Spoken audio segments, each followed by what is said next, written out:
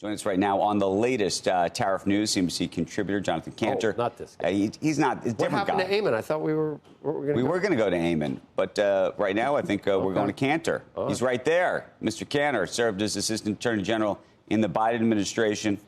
Good morning to you.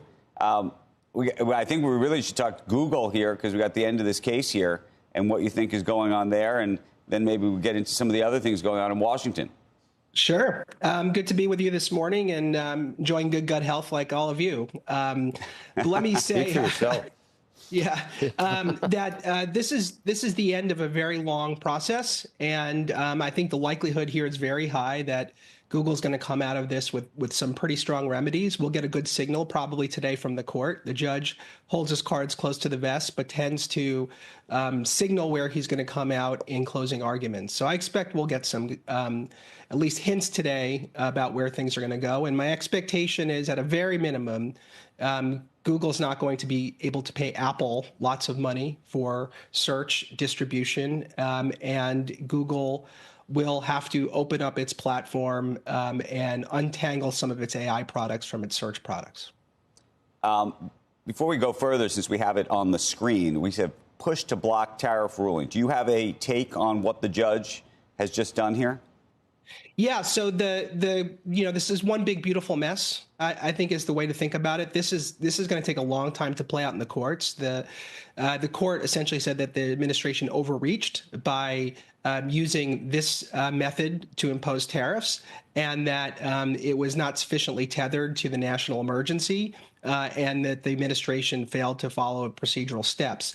There are other mechanisms to impose tariffs, but those mechanisms have their own limitations, either in terms of how long those tariffs can last and or the process necessary to do an assessment of the degree of that national emergency and the extent to which the tariffs are necessary.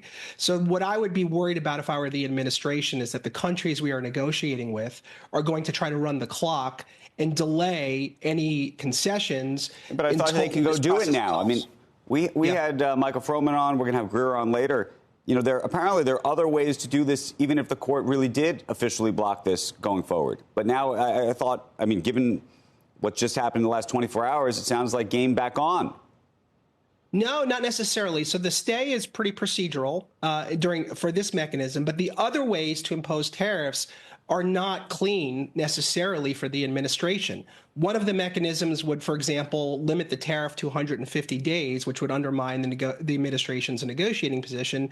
The other tariff would require an assessment of the national emergency, and then that assessment and its reliance on that assessment will then be subjected to litigation about whether it was sufficiently tethered to the national emergency. So I think there's a great deal of uncertainty, which is why, again, I think the administration needs to be thoughtful about the extent to which countries are just going to try to stay out of the line of fire, delay the game, and then see if this really comes to fruition. I got a different one for you.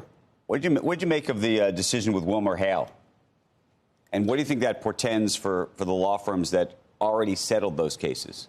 It was a no-brainer, right? The executive order targeting the law firms was blatantly illegal on its face, and I think any decent lawyer would have told you that right out of the gate, which is why it's dumbfounding to me that law firms who are supposed to protect clients from government overreach would settle with the federal government. How are they supposed to protect their own clients if they can't protect themselves?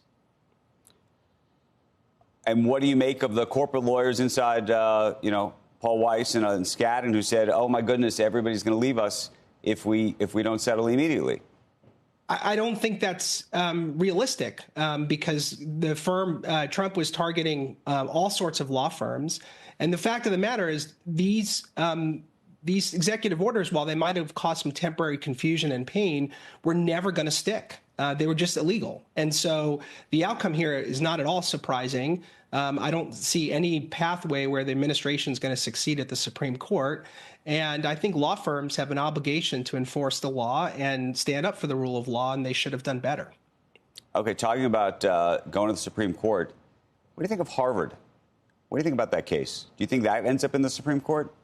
I do, and I think it has a very similar flavor of the law firms. It's overreach. It's clearly targeting a university because the administration has some beef. Now, yes, there are legitimate concerns, but if you want to address anti-Semitism, the way to do that is not to strangle the grants for medical research. I think one is way out of sync with the other.